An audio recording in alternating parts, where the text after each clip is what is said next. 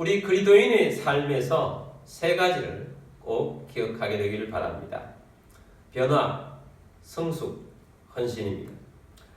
그 중에서도 오늘은 변화가 얼마나 중요한지를 말씀드리고자 합니다. 오늘 말씀의 제목을 영어로 해서 제송하기도 하지만 우리 그리스도인들의 변화를 잘 설명하고 이해할 수 있도록 영어 제목을 기도하면서 가져왔습니다. 변화를 떠나는 단어 중에는 change가 있고 또 transformation이 있습니다. 우리 그리스도인들의 변화는 그저 change 되는 것이 아니고 완전히 우리 속사람까지 변화가 되는 transformation이 되어야 합니다. transformation은 두 단어의 합성어입니다. transformation이라고 하면 좀 어렵지만 두 단어를 보면 이렇습니다. trans와 formation의 합성어죠. 우리가 흔히 우리나라에서도 formation 바꿔야 되겠다 그렇게 말하지 않습니까? 어떤 형태를 말합니다. trans라는 것은 완전히 바꿔버린다 이런 뜻이죠. 형태를 완전히 바꾼다 이런 뜻입니다. 우리의 변화는 겉만의 변화가 아니고 속사람까지 완전히 변화되는 것을 말합니다. 우리의 속사람은 마음을 말합니다. 로마서 12장 2절 말씀 보겠습니다. 너희는 이 세대를 본받지 말고 오직 마음을 새롭게 함으로 변화를 받아 하나님의 선하시고 기뻐하시고 온전하신 뜻이 무엇인지 분별하도록 하라. 아멘. 자, 이 말씀을 보면 오직 마음을 새롭게 함으로 변화를 받아 라고 말씀하고 있습니다. 변화를 받는데 마음을 새롭게 함으로 변화를 받는다는 것입니다. 여기 변화를 받는다는 영어 단어에는 transformed 이렇게 되어 있습니다. 마음으로 내면적인 완전한 변화를 말합니다. 로마서는 총 16장으로 구성되어 있습니다. 전반부는 9장까지 또 후반부는 12장부터 16장까지 이렇게 볼 수 있습니다. 이 전반부와 후반부를 연결해주는 성경 구절이 바로 오늘 본문의 내용인 12장 1절 2절입니다. 우리는 9장까지 어떤 내용으로 말씀을 들었습니까? 9장까지 내용은 오직 믿음이다. 믿음으로 말미암아 우리는 하나님의 의를 받는다. 구원을 받는다. 예수 그리스도의 십자가의 의를 받는다. 이 구원은 유대인에게서 멀어져서 이방인의 수가 충만한 데까지 이르기까지 받다가 결국은 유대인들도 이 구원을 받는다 하는 말씀들을 우리에게 주었습니다. 그리고 이제 12장에 들어오면 그 다음부터는 우리가 그리스도인으로서 어떻게 살아야 할 것인가 하는 말씀을 보여주고 있습니다. 우리 그리스도인의 3단계를 기억해라고 그랬지 않습니까? 3단계는 변화와 성숙과 헌신입니다. 근데 우리가 이 12장부터는 성숙하고 헌신해라는 것인데 변화가 없는 성숙은 할 수가 없습니다. 변화가 없는 헌신은 고통이 따를 뿐입니다. 우리가 12장부터는 성숙하고 헌신해라고 하는데 진정한 변화가 없이는 성숙하고 변화가 없기 때문에 힘들 것입니다. 변화 없이 어떻게 원수를 사랑하고 내 이웃을 내 몸처럼 사랑할 수가 있겠습니까? 변화 없이 어떻게 선으로 악을 이길 수가 있고 선으로 악을 갚을 수가 있겠습니까? 변화 없이 어떻게 우리는 이 어둠의 세상 속에서 빛된 삶을 살 수가 있겠습니까? 온전한 변화 없이는 예수님을 만난 근본적인 변화가 없이는 우리는 겉만 번지르르한 변화받은 것 같은데 변화되지 않는 그런 모습일 뿐일 것입니다. 예수님을 만난 변화는 그런 면에 있어서 완전히 우리 형태까지 내면까지 변화된 트랜스포메이션의 변화를 말합니다. 마음속까지 새롭게 하여 변화를 받으라고 말씀을 하고 있습니다. 자, 이런 변화를 잘 나타내주는 그런 기적이 예수님이 일으키신 기적이 있습니다. 예수님이 첫 번째 기적입니다. 예수님의 첫 번째 기적이 무엇입니까? 가나의 혼인잔치집에서 일으킨 기적입니다. 혼인잔치집에서 손님이 너무 많이 와서 포도주가 떨어졌습니다. 유대인들의 혼인잔치집에는 포도주는 선택이 아니라 필수입니다. 예수님의 어머니 마리아가 이 사실을 인지하고 예수님께 알렸습니다. 예수님께서는 물이 변하여 포도주가 되게 하셨습니다. 물과 포도주는 완전히 다른 물질인 것입니다. 물이 포도주로 변화되는 수준이 바로 트랜스포메이션 되는 그런 완전한 변화를 말하는 것입니다. 우리가 그리스도인이 된다는 것은 예수님을 만났다는 것입니다. 예수님께서 내 안에 들어오셔서 예수로 내 안이 충만해지는 것을 말합니다. 전에는 물이었는데 이제는 포도주가 되었다라는 것입니다. 많은 그리스도인들의 문제가 무엇인 줄 아십니까? 예수님을 만났다고 하는데, 예수님을 영접했다고 하는데 진정한 변화가 없다는 것입니다. 겉만 체인지된 것입니다. 변한 것 같은데 전혀 변하지 않는 모습인 것입니다. 물이 포도주로 변해야 되는데 우리 속에 있는 물은 포도주인 척하는 어떤 색깔만 조금 붉은색 넣어놓은 물감을 넣어놓은 그런 모습들로 살아가는 그리스도인이 많다는 것입니다. 그래서 신앙생활을 하는 것이 아니라 종교에 익숙한, 예배에 익숙한 그냥 겉모습만 그리스도인인 그런 모습들이 많다는 것입니다. 진정한 포도주로 변화되는 그리스도인은 내면의 변화가 있어야 합니다. 하나님이 임재해 있는 사람입니다.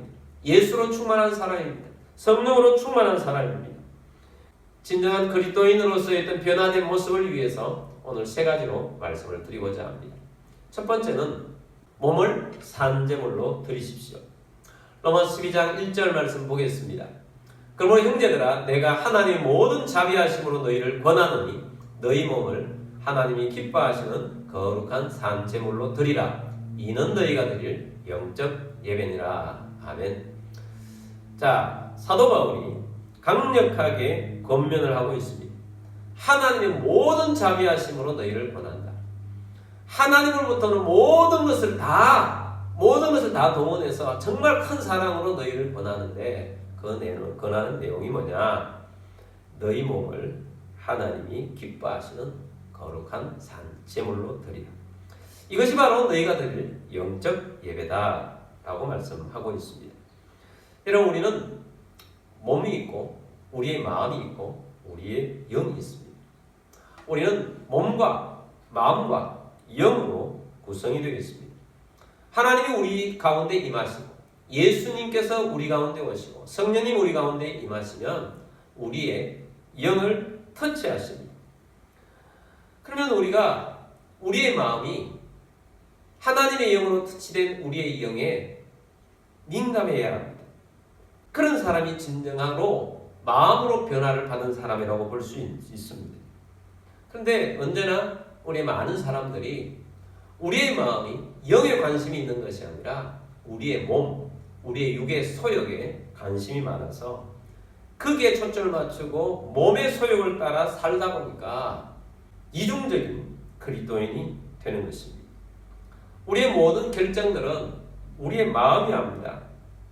성령님께서 우리 영을 터치하셔서 우리 속에서 역사하고 싶어 하시는데 우리의 마음이 우리의 영을 무시하고 우리의 몸에 모든 집중하고 관심을 기울이면 그리스도인인데 변화된 그리스도인으로 살질 못하는 것입니다.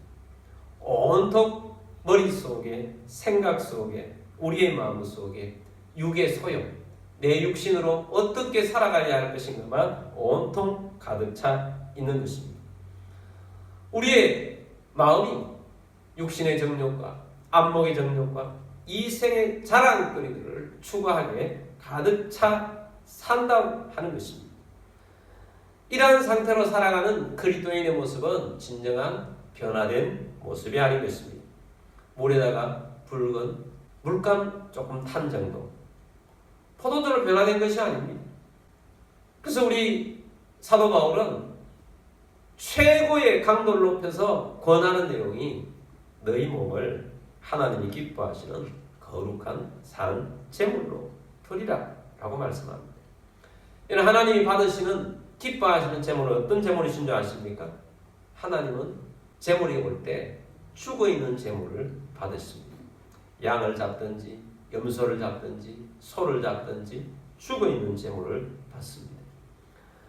여러분, 우리가 하나님 앞에 나왔을 때 죽는다는 것은 우리의 육체의 소욕을 다 예수님 앞에 죽이고, 사실은 우리가 예수 믿을 때 우리가 예수님과 함께 죽었고 라고 말할 때 우리의 옛사람, 우리의 육을 중심으로 살아가는 옛사람은 십자가에 못 박았다는 것을 말합니다.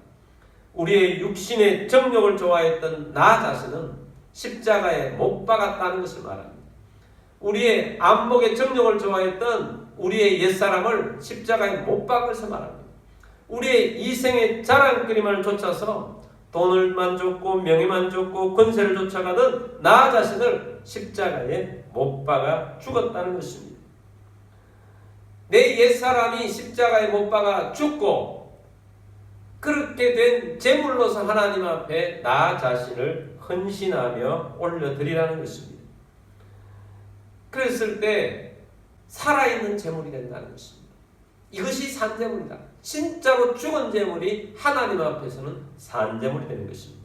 그래서 이런 삶이, 이런 것이 바로 하나님 앞에 드리는 영적 예배다라고 말씀을 하고 있습니다. 코카콜라를 세계적인 음료수 회사로 만든 사람이 있습니다. 코카콜라 3대 회장이었던 로버트 우드러프라는 사람입니다. 이 사람을 상징하는 내용 중에 이 사람이 늘 말하고 다녔던 말 중에 내 혈관 속에는 피 대신 코카콜라가 흐른다 라는 말이었습니다. 그만큼 이분은 코카콜라를 홍보하고 코카콜라를 위해 사는데 자기 인생을 걸었던 사람입니다. 여러분, 우리는 어떻습니까? 내 혈관 속에는 내 피 대신 예수님의 피가 흐른다. 내 심장은 예수님의 피다. 내 살은 예수님의 살이다. 내가 성찬식에만 포도주와 살을 떠나는 떡을 먹는 것이 아니라 내가 예수로 인해서 내 피는 예수의 피로, 내 살은 예수의 몸이고 그렇게 살아가고 있다 하는 그런 변화가 일어나야 하는 것입니다. 예수 앞에 오는 것이 마지막 때 오는 사람들이 있습니다. 어떤 때는 예수님이 내게 어떤 말씀을 하실까 봐, 예수님께서 나를 어떤 힘든 곳에 보낼까 봐, 예수님, 저는 아닙니다. 다른 사람 보내시고 저에게는 복만 주십시오. 저는 예수님의 복만 필요합니다. 이런 사람들이 있습니다. 이런 사람들은 아직 물이 변하여 포도주가 된 사람이 아닙니다.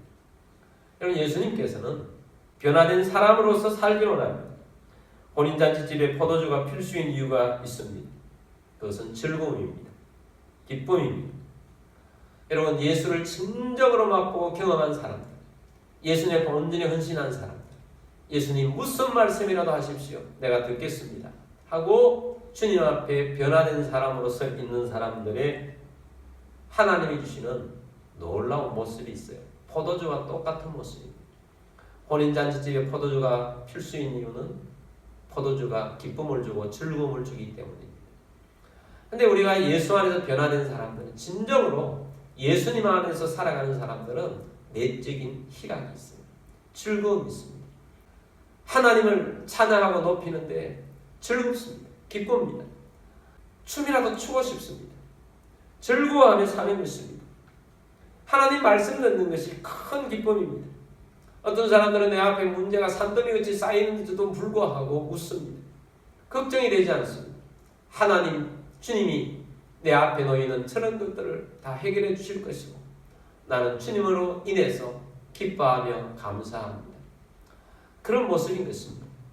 여러분, 변화가 되길 바랍니다.